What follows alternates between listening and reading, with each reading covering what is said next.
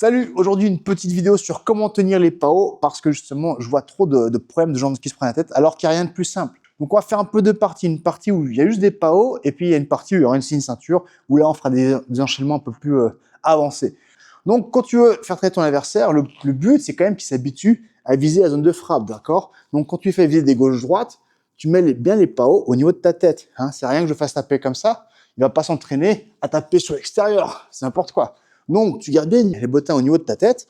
Et sur les gauche-droite, rien de plus simple, quand il envoie, c'est comme du ping-pong. Tu appuies un tout petit peu, tu vois. Tu n'écrases pas la balle qu'il va chercher. Tout le monde a vu les vidéos d'Instagrammeurs où les gars font comme ça, vas-y, mets des gauche-droite. Là, ça sert à rien, ils s'entraînent pas, là. C'est des tout petits coups de poing et c'est moi qui ai les bras tendus. C'est l'inverse. Tac, on joue le plus près possible de la cible, donc qui est mon visage. Et là, quand il envoie à gauche-droite, bam, bam, il enchaîne bien, il ramène bien, c'est parfait. Et extra. Et moi, je veux quand même un peu l'impact. Parce qu'à l'inverse, si je laisse partir tout seul, bah déjà, c'est très mauvais pour mes ligaments, mes articulations. Et puis, pareil, c'est comme si tu tapais dans le vide, boum, il va se faire mal. Donc, on va tous se faire mal. Donc, tranquillement, juste, hop, un petit peu d'impact. Et ça, c'est très facile à travailler. Pareil, chose uppercut, même chose. Je vois les uppercuts qui sont soit là, soit là. Mais c'est pas ça. Uppercut, c'est la mâchoire de l'adversaire. Donc, pareil, je mets au niveau de ma mâchoire, hein, légèrement devant ma tête. Et là, même chose, lui, on voit, boum, excellent, que ce soit le gauche ou le droit, on est sur la bonne hauteur. On arrive déjà au crochet, bah oui, ça va vite, hein. Pareil, là, alors je mets pas tout de suite ma tête collée, mais je mets au même niveau que ma tête. Là, quand il envoie, boum, parfait, il peut envoyer comme il faut. Et maintenant, si on enchaîne un petit peu tout, hop, pam, pam, pam, extra, ça va tout seul. Ok, donc là, les punchs, c'est bon. Maintenant, on va travailler la partie la plus importante, les middle. Je sais pas pourquoi, il y a beaucoup de gens qui se mettent dans la tête que les bottins doivent être absolument parallèles et les coudes collés ensemble. C'est très mauvais, parce que quand on fait ça, on a tendance à justement avoir les bras qui baissent.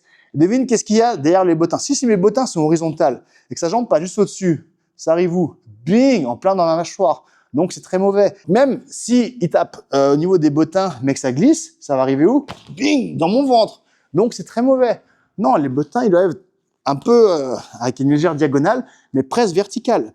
Et les coudes, t'embêtent pas, t'as pas besoin de les coller ensemble. Regarde, là ils sont très écartés, ils vont envoyer un middle gauche. Boum, ça va très bien, il n'y a aucun souci. Bing, hop, bing. Un petit conseil que je donne aux autres coachs, moi ce que je fais quand je tiens un bottin, j'ai toujours ma mâchoire qui est derrière mes poings, d'accord? Je veux jamais avoir le risque d'être comme ça, je me prends un kick en pleine tête. Ça arrive souvent, il y en a plein sur internet, donc non. Moi comme ça, même si jamais il ratait, je suis quand même caché derrière les PAO. On voit? Boum, exactement. Surtout que j'aime bien que mes combattants shootent assez haut, hein, au niveau de avant-bras poignet. Donc, j'ai pas envie de leur faire des enchaînements comme ça. Là, franchement, il entraîne rien. Là, il fait des penalties, c'est nul. Au contraire, donc, relâche ses épaules, touche le haut ensemble, t'écartes un peu les coudes et là, il peut envoyer. Boum, il peut envoyer à gauche, boum, il peut envoyer à droite. C'est bien et c'est parfait.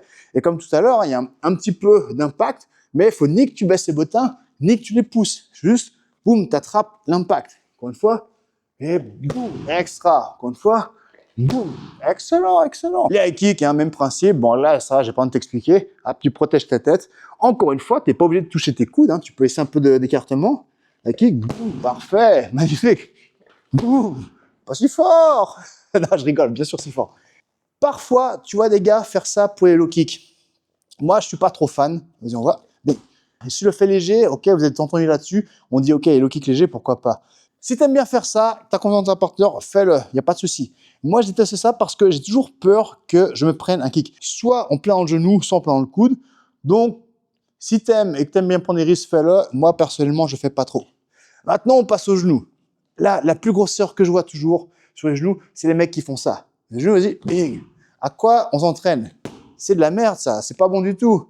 Parce que regarde, ça marche seulement si tu as un adversaire qui fait ça. Alors là, évidemment, si tu as un adversaire qui fait ça, tu n'as pas besoin de venir au cours de boxe, n'importe qui peut faire un genou comme ça, d'accord?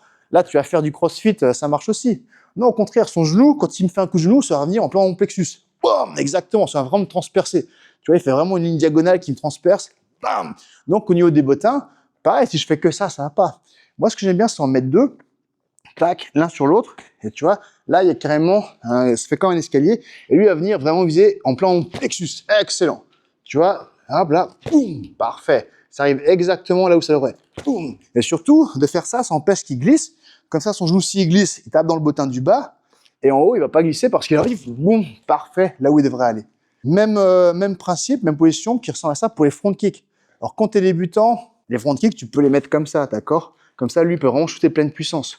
Bing, son pied ne va pas glisser, il est vraiment en face, en plein sur le bottin. Donc ça, tu gardes bien à plat pour les fronts. Boum. Donc quand tu es un peu plus bas, là, il peut faire un genou. Boum, extra. Ok, donc déjà, rien qu'avec ça, tu es couvert en tant que débutant pour tous les moves de base. Ok, maintenant, niveau dessus, comme tu vois, j'ai une ceinture. C'est beaucoup mieux d'avoir une ceinture. Pourquoi? Parce que quand je fais travailler les fronts, j'ai envie qu'il mette des bons fronts puissants. D'accord? J'ai même envie de pouvoir lui mettre une grosse patate et que là, son front, il m'empêche de la... Boum. Donc là, si on fait un peu sérieux, vas-y, on voit. Là, boum. Là, le but, c'est justement qu'il me mette des fronts avant que je tape. Boum, extra. D'accord? Boum, excellent. Donc ça, c'est vraiment un accessoire hyper utile. Même chose pour les genoux. Si ton partenaire, il sait pas trop viser, que tu n'as pas trop confiance, tu mets juste un PAO et ce PAO, il est là pour te protéger toi. Lui, vraiment, il doit taper dans la ceinture. Donc là, on y va. Boum. Et c'est pourquoi c'est bien d'avoir un bras libre, souvent pour éviter qu'il fasse l'erreur d'avoir le genou comme ça et que mon crochet arrive en plein dans son visage. Il peut se protéger de la façon qu'il veut, mais il doit se protéger. Il doit pas se prendre un coup de bottin quand il met un genou, d'accord? Pam, encore. Boum, exactement, ça c'est très bien, encore. Boum, parfait, ce que tu veux. Boum, voilà, tac. Là, sa position, elle doit être parfaite. Peu importe le coup qui arrive, si dans les abdos, c'est pas grave. Si dans la tête, c'est pas grave, il est protégé. Donc là, on est déjà beaucoup plus dans des bonnes sessions de PAO. Là, vraiment, quand tu t'entraînes avec un gars qui a un très bon niveau, qui sait très bien viser, pour les jouer, tu lui fais confiance, tu mets même plus de PAO. Comme ça, on est vraiment moitié sparring, moitié PAO. Tu vois, là, je peux le taper. À tout moment, il met un genou. Boum, boum, boum. Exactement. Hop. Boum, boum, boum, bing. Exactement. Et c'est ça qu'on veut, justement. Se rapprocher le plus possible d'une situation réelle. Boum, boum, boum. Extra. Ça, c'est parfait. Bing. Donc, entre les fronts et les genoux, ça, c'est bien.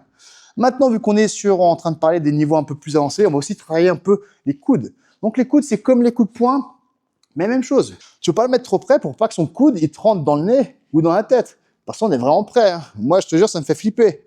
Donc, tu le décales un peu, tu gardes la hauteur du visage, d'accord? Pas plus haut, pas plus bas, mais tu gardes un petit peu d'espace comme ça. Bing, si on shoot fort, ça va bien. Boum. Ton visage, il est hors de portée. Donc là, il peut y aller. Boum, le droit. Boum, extra, en montant. Bing, oui, le gauche, bing. En montant. Boum, droit montant. Bing, excellent. Gauche. Boum, encore le gauche. Boum, le droit. Boum. En descendant. Bing. Boum, extra. Donc là, tu vois, il peut vraiment aller pleine puissance. Et toi, tu crains rien parce que justement, tu tiens à la bonne hauteur, à la bonne distance. Aucun souci.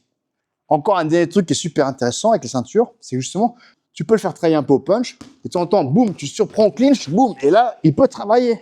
Tu vois, bing. Fais-moi tourner un petit peu. Boum. Et là, bah, il peut mettre un genou. Bing. Mais si à un bon niveau, il peut renvoyer des genoux forts. Et là, c'est bon. Hop. Boum. Boum. Bien, parfait. Comme ça, justement, on peut vraiment lui occuper les bras et pendant ce temps, lui, il peut envoyer des genoux. Donc lui, il travaille ses réflexes, travaille à viser comme il faut, c'est tip top. Donc voilà, c'est cette petite vidéo sur comment bien tenir les PAO. Je crois qu'on a couvert à peu près tout. Hein. S'il manque des points, bah, n'hésite pas, tu me dis en commentaire. Et abonne-toi aussi, abonne-toi.